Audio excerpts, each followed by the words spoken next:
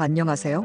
재미있는 발명 이야기 으뜸과 버금입니다. 오늘은 원래 약이었던 코카콜라가 어떻게 전 세계 1위 청량음료가 됐는지 그에 대해 얘기해 볼까 합니다. 1886년 미국 조지아주 애틀랜타에서 한 약사가 새로운 약을 개발했다. 그의 이름은 존 펜버턴. 당시 그는 두통과 피로 해소, 집중력 강화를 위한 특별한 조제약을 만들고 있었다. 하지만 누구도 예상하지 못했다. 그가 개발한 이 약이 훗날 세계에서 가장 많이 소비되는 청량음료가 될 것이라는 사실을 말이다. 코카콜라는 원래 우리가 아는 청량음료가 아니었다.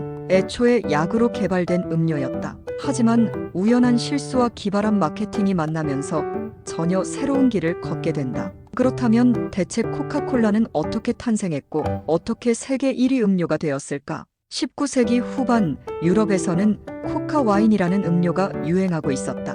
코카와인은 코카잎을 알코올과 섞은 음료로 피로를 해소하고 활력을 준다고 알려져 있었다.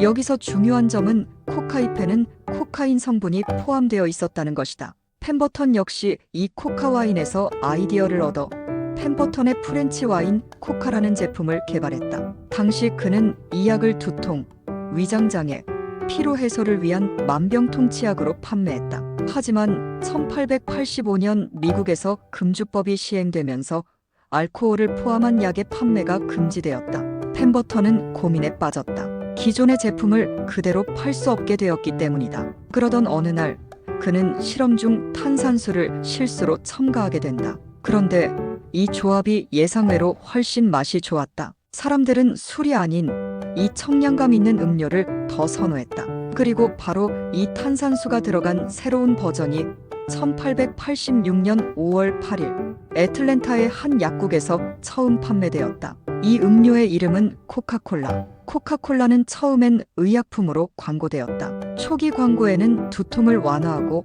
신경을 안정시키며 소화를 돕는다는 문구가 적혀 있었다. 하지만 점차 사람들은 단순한 약이 아니라 기분 좋고 청량한 음료로 인식하기 시작했다. 펜버턴의 회계사였던 프랭크 로빈스는 코카콜라가 더 매력적으로 보이도록 로고 디자인을 직접 했다. 지금의 클래식한 흘림체 로고도 이때 처음 만들어졌다. 하지만 안타깝게도 펜버턴은 사업적인 감각이 뛰어나지 않았다. 건강이 악화되면서 결국 코카콜라의 권리를 헐값에 넘기게 된다. 이후 사업가 아사 캔들러가 코카콜라를 인수하며 대규모 마케팅을 진행하기 시작한다.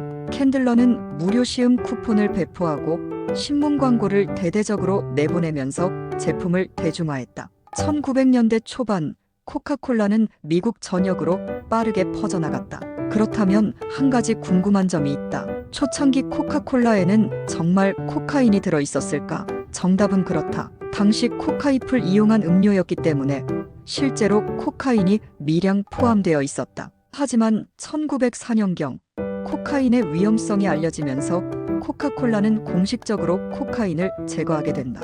하지만 여전히 코카잎을 사용한 향은 유지되었다. 또한 1920년대 미국에서 금주법이 시행되면서 코카콜라는 술을 대체하는 청량음료로 더욱 인기를 끌었다. 이후 전 세계로 퍼지며 현재 우리가 아는 대표적인 탄산음료가 된 것이다. 원래는 단순한 약으로 시작했던 코카콜라. 하지만 탄산수와의 우연한 만남, 효과적인 마케팅 전략, 그리고 시대적 변화에 맞춘 적응 덕분에 지금은 세계에서 가장 사랑받는 음료가 되었다.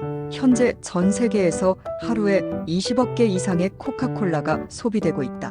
단순한 음료가 아니라 하나의 문화가 된 것이다. 처음엔 약이었지만 이제는 전 세계 1위 청량음료. 이것이 바로 코카콜라의 기적 같은 이야기다. 도움이 되셨다면 좋아요, 구독 부탁드립니다.